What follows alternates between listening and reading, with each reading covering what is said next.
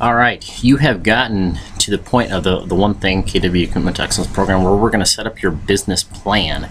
And then with the business plan, we're going to use an economic model. So all you do is you just click on Set Up Your Business Plan. It'll bring you right to the economic model. And then what we're going to do is we're going to just walk down the ladder, and this is going to end up telling you how many monthly appointments you need to be going on to generate the amount of income you want based off the information you input. So let's just start with the first line item, which is my desired income before company dollar and royalty and expenses. So let's say, because obviously you got to pay your split to your market center and the royalty, and then obviously you're going to have your expenses as well. So let's say we want to make $250,000. So once we input 250, you can also enter in your profit share goal. So let's say you want to have $1,500 in profit share. Your company dollar cap, so whatever your market center cap is, if you do not know that, just check with your staff. In this instance, we're going to use 19.5, so that is once you pay in that amount of money to the market center, they stop collecting that company dollar based on your anniversary year. The next step here is going to be percent of income listings to sales. So what percent of your income, if you do not know this, we're going to have to use, you're going to have to get with somebody to figure out what you want to do. So in this case, I'm just going to put in 50%. So it's going to split it 50-50. It'll automatically put that over here. If we want 70, it'll go 70-30. So average listing taken price. If you know yours, if you track your numbers, awesome, input that. If you do not, maybe use your market's average price, or if you know you're going to be working with a certain clientele. I'm going to go with 175 in this case. Input that. Again, the whole point of this is to get down to what do I need to do today to make sure that I can generate $250,000, and how can I track that every single month to make sure I'm on pace. Average sale price. So let's say it's 165 with listings, and my buyers is going to be 145. Average commission percent. So this is going to be that 3%. I believe your market center will be very similar to that, or your market area will be 3. Again, if you do not know what your percentage is, so on the list, ours is 6% is our standard listings, 3 to the buyers, 3 to the listing agent. Agent share of the commission. So what is your percent split? So that's 70-30, most likely you're on. So you input that, and then what it's going to do is it's going to, what just happened there was 3% of 165 is 49.50. That's your total GCI, or total commission for a closing.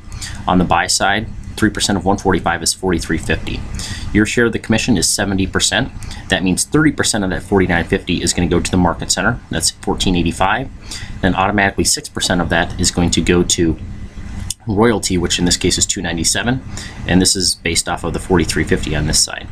So your net commission is going to be on average 31.68. On a listing. On a buyer is going to be around 27.84. Now that 70% commission split, so if they say 70-30, it most likely is going to be 64% to you, 6% of that 70 is going to be royalty, and then 30% to the market center. If you charge a transaction fee, that is optional. You can put that in here. You can also input possible referral income. Maybe you want $1,000 in referrals. So now this is the power that it's going to do, and this is what we need to be able for you to look at yourself, look at a goal sheet, and track your numbers on a monthly basis. Is okay, my annual closed listings is going to have to be 35. I'm going to have to do 35 listings and then 17 buyers to generate $250,000 based off of those sales prices.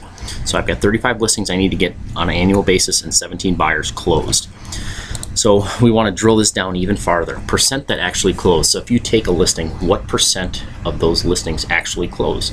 If you do not know your numbers, use what it would be in your market at least. So let's say 70% of your listings close. Obviously, the higher percent, the less listings you will have to take.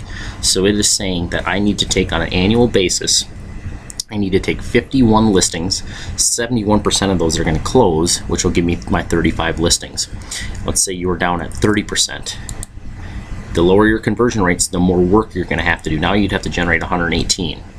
If you're better, the less work you have to do. So if you're struggling with that, maybe work on scripts or something along with your coach or team leader on that.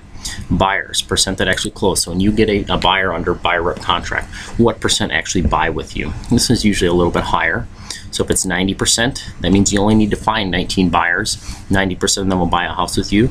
That'll give you your 17 for the year. That's great that we know the monthly, but now let's break it down. I mean, that's my annual listings. and then my annual buyers. Let's break it down a step farther. I need to know what I need to do each month so I can focus and drive traffic and business to make sure that I hit those numbers. So what that's going to amount to is monthly listings taken. You're going to have to get 3.7. So put that on your number that you need to do 4 listings a month and make sure you're hitting your 80%. You will get your 35. Buyers, 1.6. So you're going to have to find 2 buyers every single month to get to your 19 for the year. 90% of them will buy it with you, which will give you your 17 buyers. So let's go down to a little bit farther because that's putting them under contract. Let's actually look at the appointments I need to go on, because the appointments are the really thing that I can control today. I really can't control if they're going to close or anything like that. I can focus and take care of the appointments. So there's another percent row in here, and that is the percent that actually lists with me. So if I go on a listing appointment, what is my percent conversion ratio on getting that listing?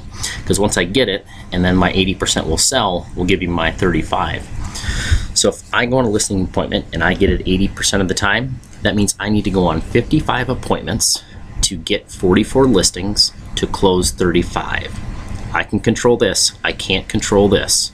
We need to put in front of you what you can do today. That's the whole point of this economic model. Now if we go on the right hand side and look at the buyers, if I go and meet with a buyer, what percent do I actually get them under a buyer rep contract? If it's 90%, great. If it's not, if it's lower, again, more work. The lower your conversion rates, the more work you're going to have to do. So if I get 70%, that means I need to have 27 appointments with buyers this year, and then 70% of them will go under contract with me. That'll give me my 19. And then we go up a little bit higher. 90% of those will actually buy with me. That will give me my 17. So now the crucial point here is this big red box, because you can control this. This goes up on your bulletin board, and this is what you focus on. Monthly appointments with listers, 4.6. If it's something like that, always round up to give yourself a little room for error. So 5 monthly appointments with sellers. 2.3. Maybe even put that at 3 to make sure you're hitting your goals.